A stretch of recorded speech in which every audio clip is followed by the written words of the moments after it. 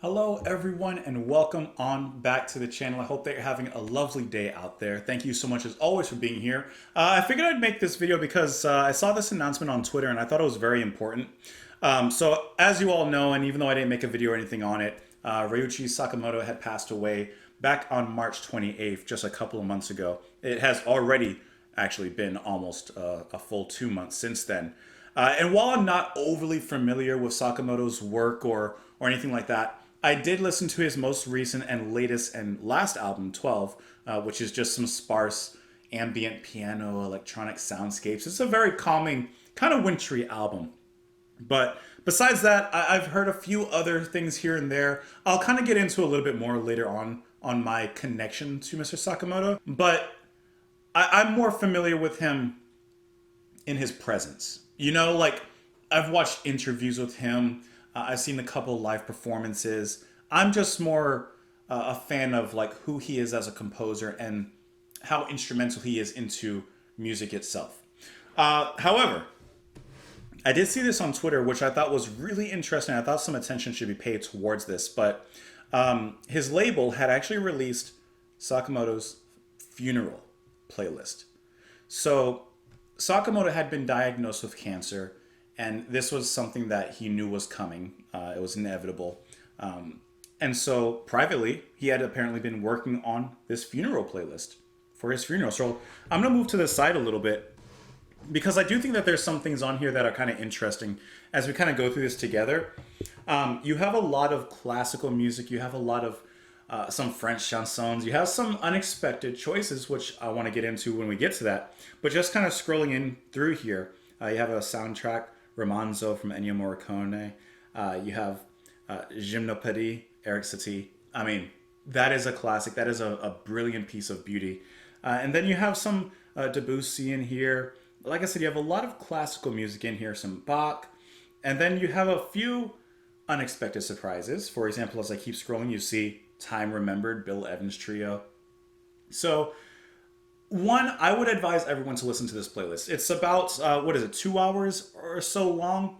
And I listened to it a little bit yesterday, and then I listened to the whole thing today, just a while back. And it's a very nice, I mean, it's a funeral playlist. This is what he chose. This is what he wanted played at his funeral. And I think that it's beautiful because it actually works as a funeral playlist, but it also gives some insight into the things that Sakamoto loved and the music that he loved and that he wanted. So definitely go give that a listen. I'll put a link somewhere down below that you can take a listen to that. But can I point out one track on here that surprised me?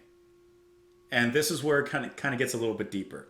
As I scroll through, you see right there, the second to last track. What is it, guys? Orpheus. David Sylvian, off of Secrets of the Beehive. This track was one of the collaborations between Sakamoto and David Sylvian, former lead singer of Japan, who of course went off and did his solo thing. And if you guys know me, Secrets of the Beehive is my favorite album of all time.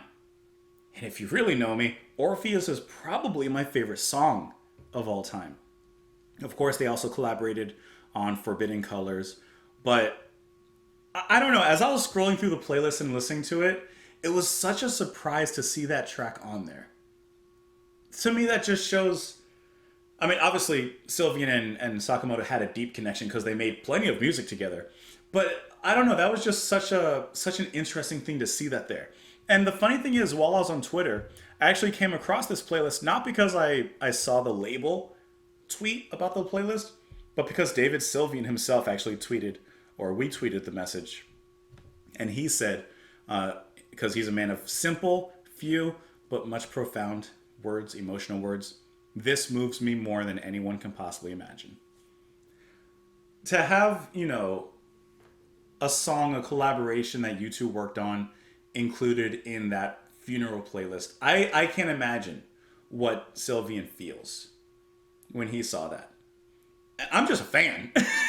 I don't have that deep connection like that, obviously. But even for me as a fan, to see one of my favorite tracks, one of my favorite collaborations on this playlist was just, I don't know, it was a little bit shocking. I was like, wow, out of some of these ambient, classical, unique, nature tracks, because some of them are a little bit more abstract than others. We get something as solid as Orpheus, which is just phenomenal.